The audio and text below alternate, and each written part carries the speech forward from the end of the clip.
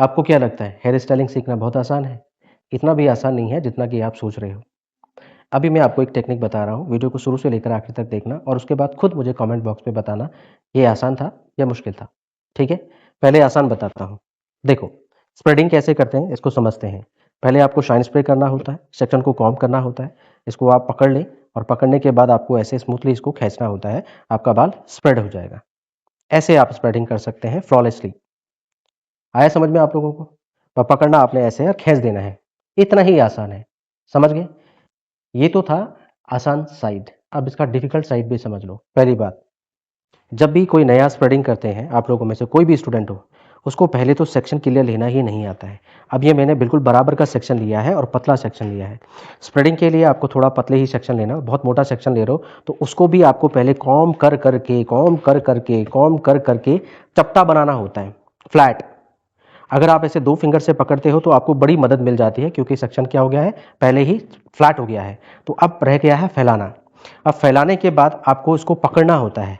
कई लोग ऐसे पकड़ते हैं तो उनका हाथ का प्रेशर और दबाव ऐसे होते हैं, हम बोलते हैं लाइट पकड़ो, वो ऐसे पकड़ लेते हैं कि पूछो मत क्या ही पकड़ रहे हैं। बाल है ये बहुत हल्का लाइट वेट होता है, आपको बड़े प्यार से हैंडल करना है इसको, ठीक है? तो बहुत लाइट वेट पकड़ना होता है, कॉम करें और हल्के हाथ से ऐसे पकड़ लें।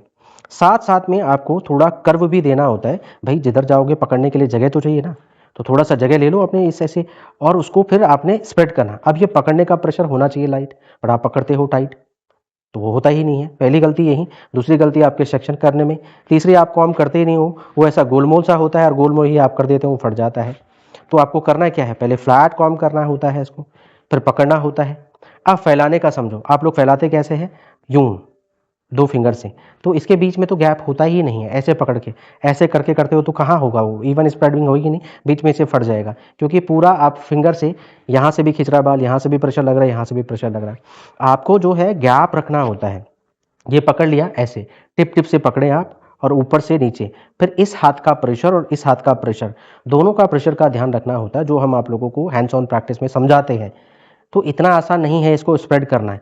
भाई इधर का प्रेशर कम रखो, उस प्रेशर को फील करो, बार बार खींचो और उसको छोड़ने का तरीका स्लोली स्लोली आपको प्रेशर को कम करना है। आप लोगों के हाथ कहाँ जाते हैं, अगर पकड़ भी लिया यहाँ तो दोनों हाथ यूं, ये पीछे की तरफ ट्रैवल कर रहा है, ये आगे की तरफ ट्रैवल, उड़ जाओ आप ऐसे नहीं होता। तो ये ऐसे आगे पीछे ट्रैवल नहीं करते हैं। आपको बिल्कुल इस हाथ को स्टेबल रखना होता है, जैसे मैंने ऐसे पकड़ लिया या मैंने ऐसे पकड़ लिया। अब ये अपनी जगह पे स्टेबल रहेगा, बस इस बाल को आप आगे की तरफ खींचोगे। दूसरा, इतना पोर्शन नहीं खींचता है, ये पीछे वाले बाल आगे ट्रेवल करते हैं। देखो, यहाँ से नोटिस करना, ये वाला बाल आगे आएगा, यहाँ नोटिस करना आप। अब ये धीरे धीरे धीरे खिसक रहा है आगे की तरफ।